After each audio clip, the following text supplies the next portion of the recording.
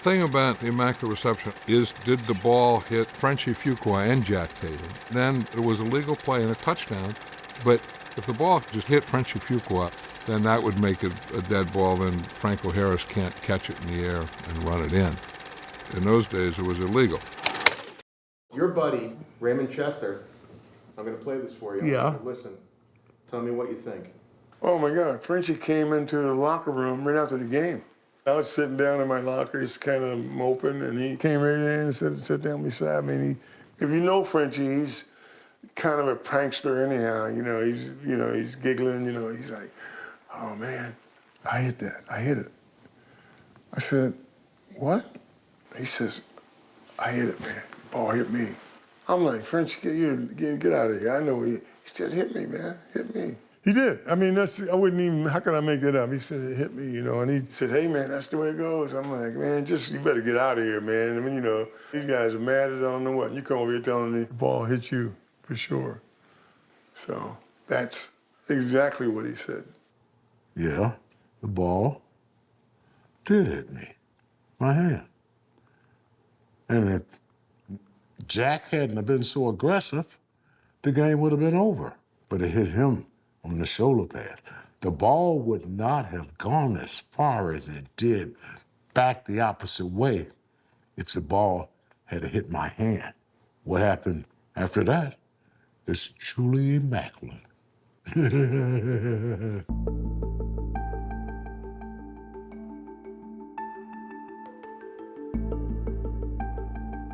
morning, gentlemen. December 23rd, 1972. The Immaculate Reception. Or was it? Today in physics class, we're going to talk about the interesting topic of conservation of momentum. The concept of momentum was developed by the great physicist Sir Isaac Newton. He said simply that momentum is equal to an object's mass times its velocity. By increasing an object's mass or its velocity, we can increase its momentum. We'll apply this concept to the Immaculate Reception, perhaps the most legendary play in history. This is a big day, of course, here in Pittsburgh. The Steeler fans have waited 40 long years for this one, and the Raiders are almost perennial in the postseason head-knocking. I didn't know what to expect, but when we got to Pittsburgh, I found out very quickly because they had 65,000 screaming lunatics. If there was any question in your mind as to where the broadcast was originating from, it should be taken care of by now. We are at Three Rivers Stadium here in Pittsburgh, and you can tell. Pittsburgh in the playoffs, so fans are nuts. A giant roar from these almost hysterical Steeler fans greeting the advance of the Steelers onto the field. We had a better record, but we had to go on the road because that's the way it was in those days. One year it was going to be the East, host the games, then the Central, then the West. We had to leave Oakland to go back there, play in the middle of winter. As soon as you walked onto the field in pregame warm-up, you knew it was going to be a tough day. Going into that game, we thought we would win. But the Steelers, you got to remember, they had the Iron Curtain. They had Terry Bradshaw, Franco Harris. They were a great football team. It was going to be a great battle. Okay, let's go. Let's take it out. We always considered Oakland a dirty team. They would take shots at you that weren't necessary. Our motto for the week before we played them was, buckle up. Wow, was that a tough, physical, defensive game. Fuqua is creamed behind the line of scrimmage by Systrom. Incredible defensive game. Pass! Bradshaw back to throw again. He's in trouble. The 20 gets away from him and finally dumped by Art Thomas. We knew that they were a good team. They had that steel curtain, and they were great on defense. His hand in, and he was gang tackled in there. What a defensive struggle we've had in this first half.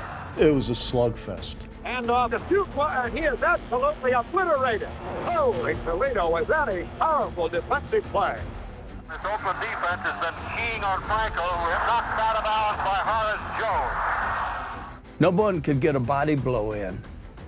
It was jab and miss, jab and miss. That's the end of the first half with a score nothing, and Pittsburgh nothing. This is our half, our whole season. Let's go, Munch. Rough and tough. Let's go. Coming out, we said, we got him. Remember looking and seeing Joe Green standing there saying, hey. The idea, the philosophy is win. The Steelers are doing a great deal now to unload this game-long tie. And now Jarrella comes in with a field goal try. He was a good kicker. He'd been good all year. I'm standing there watching him kick and not worried about it. Snap, Walden puts it down. It's up. It is good. And the scoreless tie is broken. Pittsburgh 3, the Raiders nothing. Lemonicus throws a long one way up the right. Double coverage on Biletnikoff. Intercepted by Hand. He goes out of bounds on the 38-yard line of the Pittsburgh Steelers. They kind of surprised us. I mean, Darrell couldn't get anything going. Jarrella looking for his second of the day. It's snapped, spotted, it's kicked, up, and it's good. Jarrella's field goal gives the Steelers a 6-point lead. We're ahead by 2 field goals with a couple minutes to go. Momentum turning to the Steelers now. Kenny Stabler at quarterback for LaMonica. Will try to put it together here. And then in that last 2 minutes, the unimaginable happened. Stabler steps away from the rush. He's going to run up the left side. 30, 25, 20, 15, 10, 5. Touchdown! Touchdown, Oakland Raiders! I'm sorry I've lost my voice. That thing opened up. Oh, man, he got around that end and was gone. Kenny Stabler goes all the way, 30 yards. The Raiders have tied it up. I'm running into the end zone, and I hear the crowd just going crazy, and I turn around to look. He's right behind me. Snake's right behind me running. I'd never seen him run before. Stabler, 30 yards. Who would have believed it? And the Oakland Raiders have taken the lead in the most incredible fashion imaginable. 7-6. Kenny Stabler with that scramble. We're winning the whole game. Shut them down. And they went ahead. Took the energy and the air out of everything.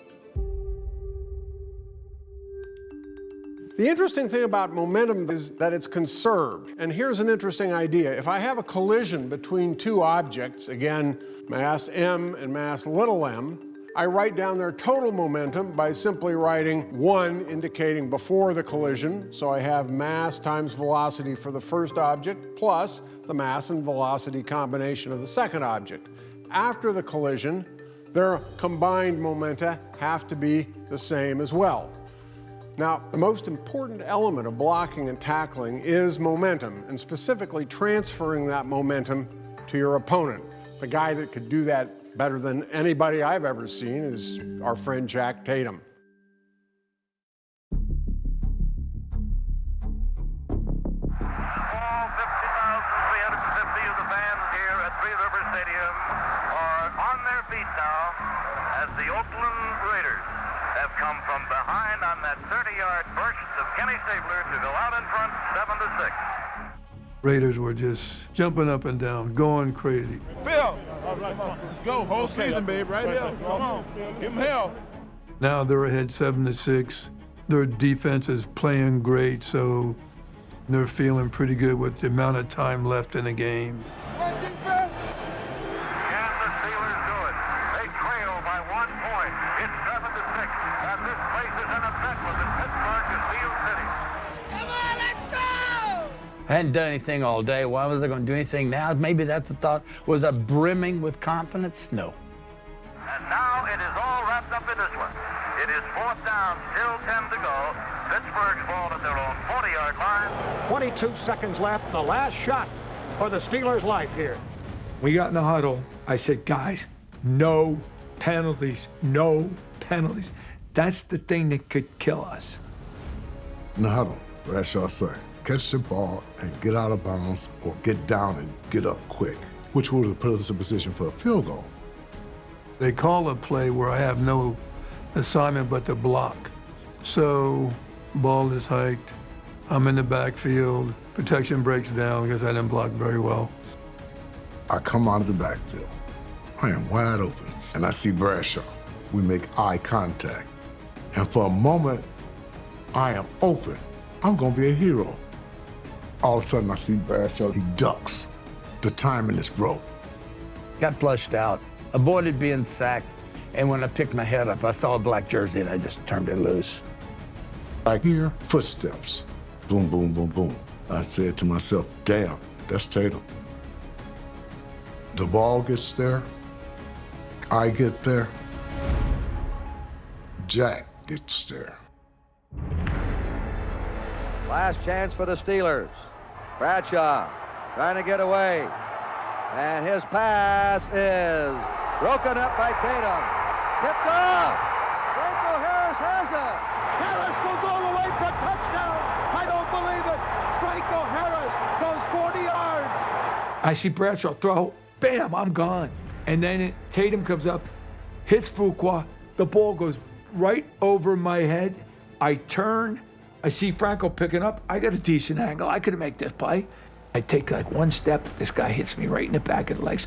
I wish I would have went down, because maybe we would have got a flag for that. When Bradshaw throws the ball, that voice in my head, Joe Paterno's voice goes, Franco, go to the ball, go to the ball. And after that, my mind is completely blank. I see the ball going that way, and now I see it coming back right at him into the backfield. I've got 2 feet on the field, ready to go back in, run the clock out, and next thing you know, Franco has the ball, and then all hell broke loose.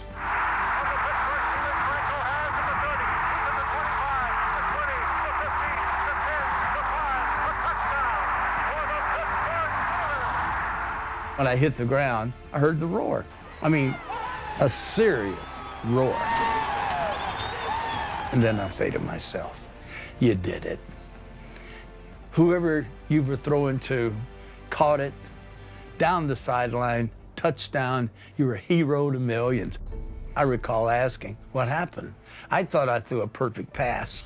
I didn't know it, doink, doink, and down the sidelines. A Raider defensive back knocked the ball up in the air at about the 30, way back toward the midfield. Franco Harris caught the ball at the 40, started running.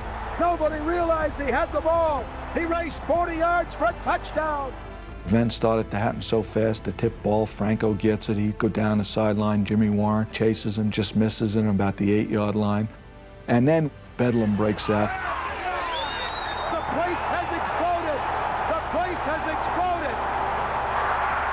Franco into the end zone on the 60-yarder is being completely mobbed. My, oh my, oh my.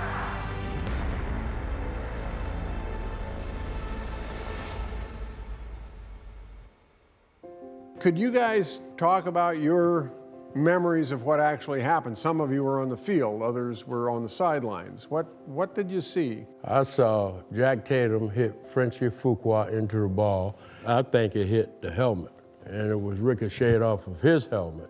Off of Frenchie's helmet? Off of Frenchie's helmet. Now, from the sideline where I was, it looked like it hit Frenchie's shoulder pad, but I could not see. I was blocked out, could not see if the ball hit the ground or not. The thing that's unfortunate is you look at different film clips and you get different senses of how the ball collided with the two of them. If we might, I'd like to just briefly go over the physics argument here. If you just use this equation, it says that a massive object had to hit that ball to get it to rebound at 10 yards per second. So how about a mass hitting a mass into the ball? What could have been, it could have hit Fuqua's hand, his hand, which was on Jack's chest, which would make it bounce just as hard as it would have hit Jack's chest. Where do you think Fuqua's right hand is? It's already hit the helmet, and the ball, if you hit the back end of the ball, it flips and goes from left to right. I can see where it's coming off more to the right. Look where the ball is going, and look at the angle It's Jack's perfect at. right now. It's a perfect Right, and throw look right at the now. angle Jack's making contact. There's no way Jack could have hit the ball, because he knocked Fuqua forward into the exactly. ball. And when you look at the position of the ball, it hasn't reached that area yet. And then the tip of the ball goes just like that, bam, and it goes off to the left. Yeah, and you can see it hit his hands really almost right there. Absolutely. Go But back. clearly, right there, Yeah. clearly, right there. Pause. Okay, Fuqua's clearly reaching out. Reaching out, both hands. That's a Yeah, good one angle more right to catch there. the ball. left hand. Yeah. Left hand. And on the nose of the looks like ball. it- Go ahead, take looks like it, his take right it one hand. more. No, right hand is underneath. Left hand hits the nose of the ball. Now Right. watch the Yep. ball when it comes off. Mm-hmm. Bang. There it is. Right there. Oh. Jack hits the back of his hand. Back of his hand. His hand is right there. Right there. Cradling The the back ball. of his hand is- Cradling the is- ball. They hit yeah. the ball and the ball turns So the you're saying direction. it hit off of Fuqua's hand, Right. Which was on Jack's chest. Yes. Right. Okay. Yep. That was a great angle. I'd never seen Yeah. that. Yeah, angle. I hadn't seen it before That either. angle tells you exactly Yeah. what happened. Yeah.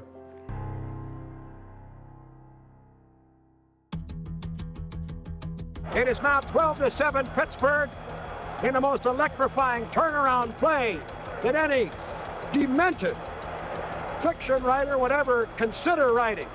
The Raiders in a stunned condition, standing, milling around. Several of them, now about 8 of them, are around the officials.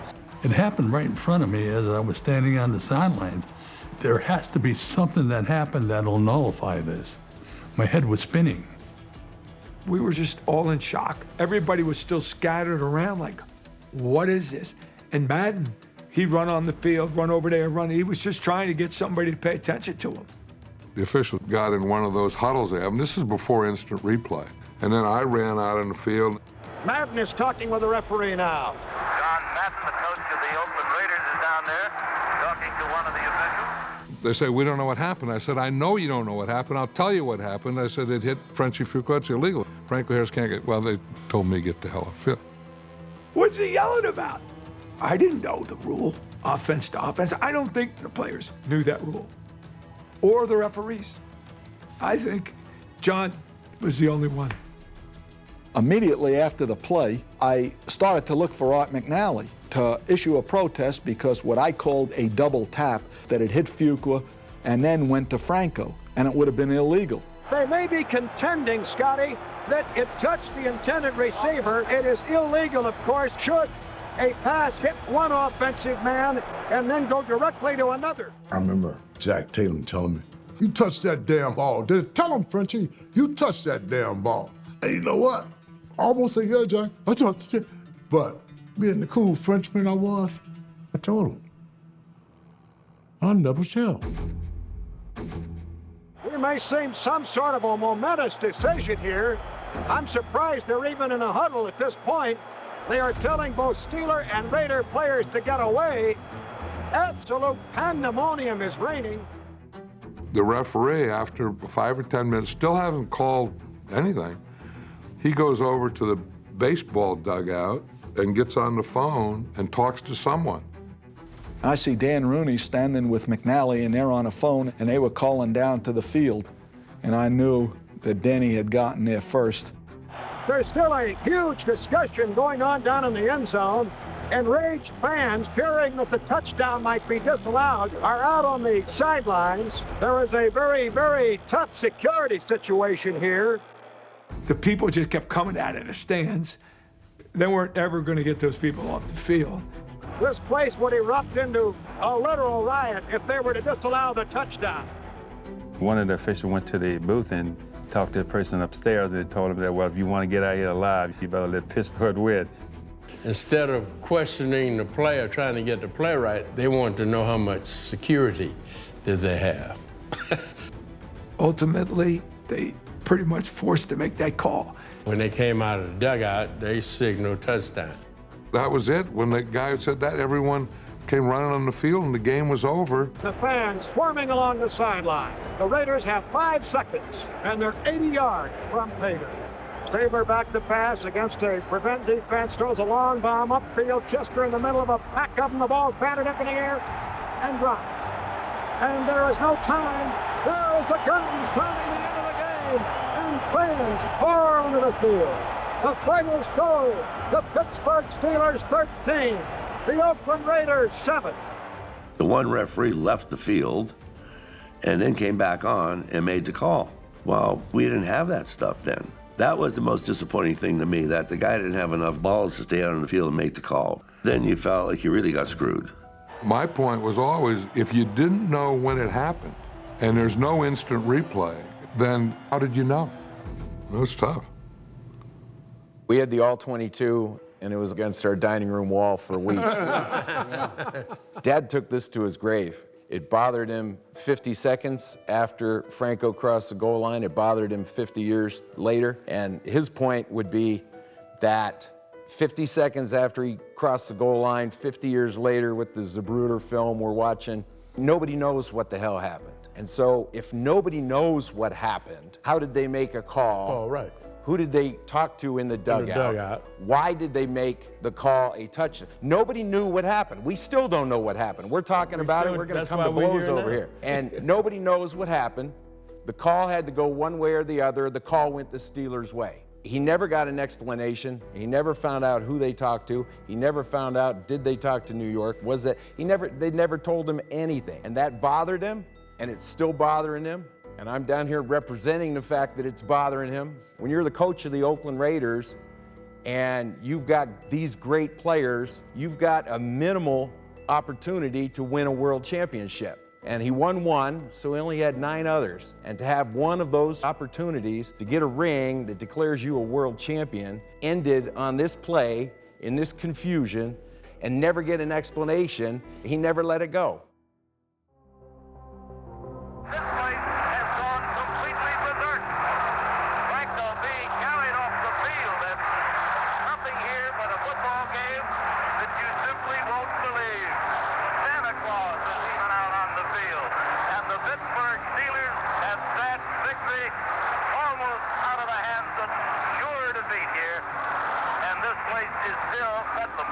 I went in the locker room after the ball game and just sat there for 30 minutes before I started undressing. I was just stunned. And so were 40 other guys. We were in the locker room. John came in and just said, guys, we got screwed. The officials didn't know. Well, it was obvious that it didn't hit one guy, then go forward, then go back. No. It just hit one guy. That's a hell when the goddamn game has to go down to someone up in the press. I remember him sitting there and just shaking his head. He didn't say a word. You could hear a pin drop in that locker room. Nobody said anything. It was like somebody took a knife and stuck it right in your heart. Mr. Rooney was in an elevator. He didn't even see the play. He was going down in the locker room to congratulate this guy for having a great season. He thought they lost, which they should have. They've been all great victories all year, but how do you feel about this one? Well, I think I'll say my prayers tonight. I won't miss those. I thought we got taken. The word is stronger than that by everyone. We should have had that football game, but we didn't get it. The Steelers have defeated Oakland 13-7, an incredible finish, and a play that'll be talked about for years in pro football. It's 2 days before Christmas. You just get the guts ripped out of you. It's an awful feeling. I'll never forget Dan Connor saying to me in the airplane, can you imagine we got to go home and we're going to land on Christmas Eve? How are you going to celebrate Christmas after something like that? I couldn't believe that happened. And our anniversary was the day after Christmas. And our whole anniversary was spent watching it go forward and backward and forward and backward. We spent our whole day, and we still couldn't tell. We were the better team. We were the better team, and we lost on a call that was so controversial to change the game. I'm a great admirer of the Raiders and the way they played. And it's unfortunate for them that that's how they lost that football game. But what it did was it created this incredible rivalry. I've kept it a secret so long, and then to lose Jack Tatum, I'll take it to the grave with me. I will. I'll tell you guys when you get to heaven. They call it the Immaculate Reception. I call it the Immaculate Deception. We got jobs. Jobbed. Jobbed.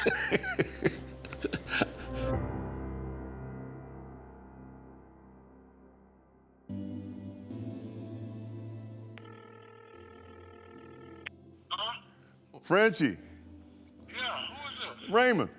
Raymond, what's going on? Hey, man, we're doing an investigation, man, on that so-called catch that Franco made. Hey.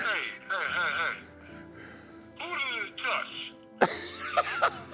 French. I'm sitting there with George Atkinson and some of the boys, Art Toms and Gus Otto or whatever. We're looking at the film and we're laughing like I don't know what, man.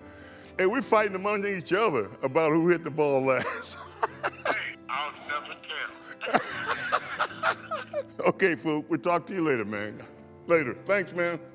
So it's been 50 years since all this transpired. I think we've learned today that physics has some stuff to say about what happened, but probably can't provide an ultimate answer because we don't have an ultimate answer from the film. It's clear that the referees made a call that maybe they didn't have any reason to make, and that really we should go with the phrase that George coined. It was the Immaculate Deception.